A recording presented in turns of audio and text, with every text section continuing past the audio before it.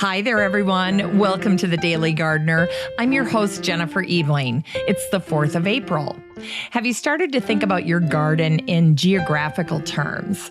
Aside from the zone you're gardening in, what are the microclimates in your garden? Areas sheltered by trees, buildings, or other structures may be warmer and ideal locations for less hardy plants.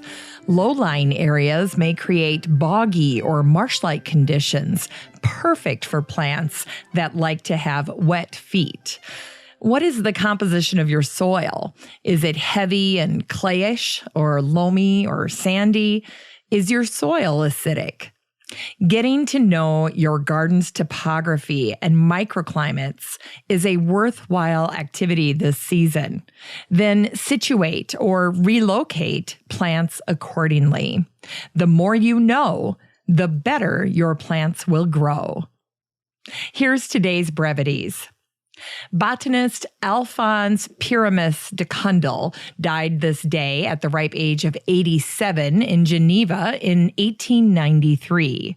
Born the year Linneas died, he was the son of the Swiss botanist Augustin Pyramus de Candolle. In 1855, Cundull was awarded the Linnean Gold Medal. The Cundull family are honored in the plant genre Candollea and Candolleodendron. Candoll's groundbreaking book, Origin for Cultivated Plants, begins with this. It is a common saying that the plants with which man has most to do and which rendered him the greatest service are those which botanists know the least. Cundull set about correcting that gap in understanding, which had persisted for 50 years. In 1855, the Glasgow Herald reminded readers, at the commencement of the present century, but little was known respecting the origin of our cultivated plants, and even up until the middle of the present, not much progress has been made in determining their original condition and habitat of the different species.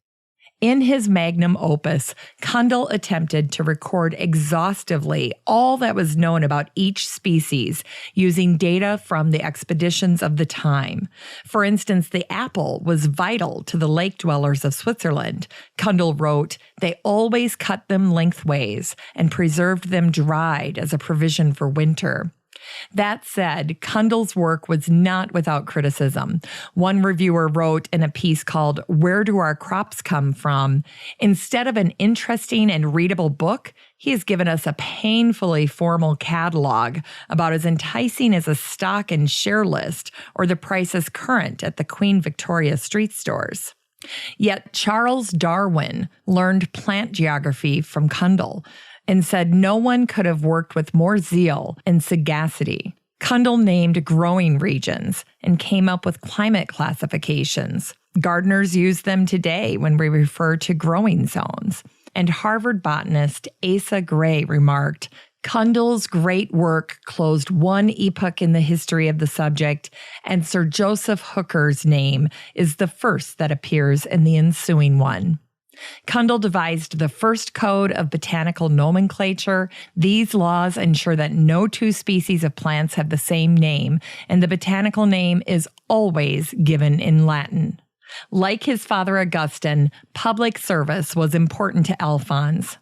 After visiting England, Cundull introduced the use of postage stamps to Geneva, and Geneva became the 4th country in the world to use them after Britain, Zurich, and Brazil. On this day in 1969, architect Alois Ludwig died. One of his works is the floral design on the Mayfl house in Vienna, a gem for gardeners and lovers of Art Nouveau. Ludwig adorned the front of the building with Mayfl tiles, creating an intricate floral motif. Totally worth viewing if you're in Vienna. It's a few miles walk from the Kettenbrückengasse U-Bahn station. On this day in 1901 in Nova Scotia, the Floral Emblem Act was passed, making the Mayflower, ground laurel, or trailing arbutus the official flower of Nova Scotia. The Mayflower is really an early spring ephemeral and a neat little woodland plant. The emphasis here is on woodland. Don't attempt to grow it in your garden, as noted in this post in the Hutchinson News out of Hutchinson, Kansas on July 6, 1915. Among the truly wild flowers, two that ask of man only to be let alone in their native fastnesses are the Mayflower and the twinberry. The Mayflower is the wildest and shyest of all, as the imprisoned cardinal pines away and dies when the gilded bars of a birdcage separate it from its liberty.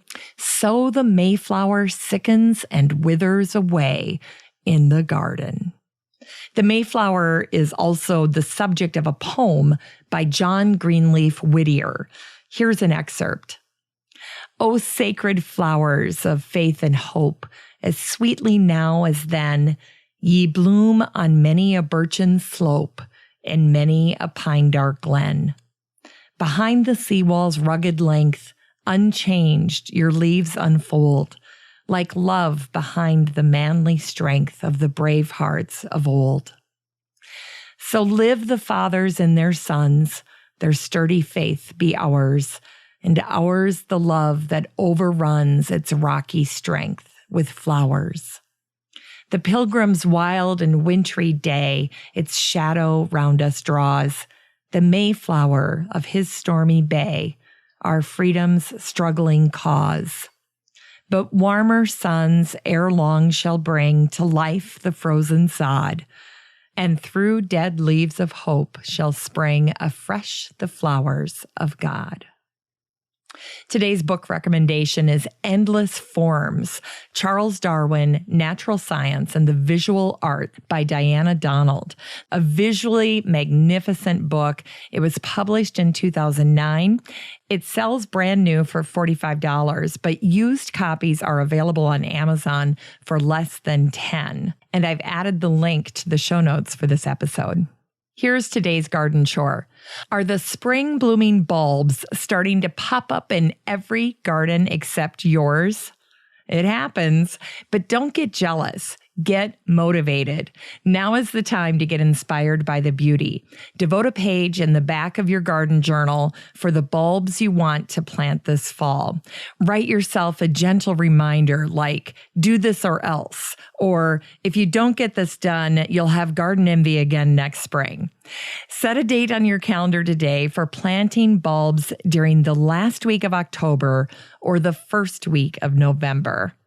Today, we'll end the show with this sweet diary entry, entered today in 1938 by Canadian naturalist Charles Joseph Sariel and shared by the Toronto Archives on their fabulous Twitter feed, which is a wonderful thing to follow.